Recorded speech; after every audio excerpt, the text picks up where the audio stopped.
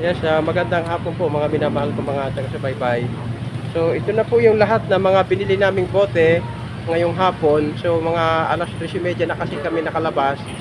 At ito aming binibilang at isinesegregate ko yung magkakaibang bote kasi hindi pare-pares ang bote katulad ng Red Horse.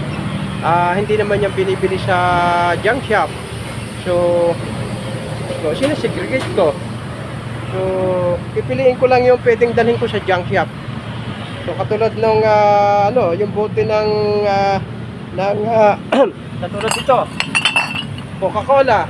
Hindi po ito binibili sa junk shop. May pinagdadalhan ako nito, bukod dito. Kaya, kailangan i-segregate.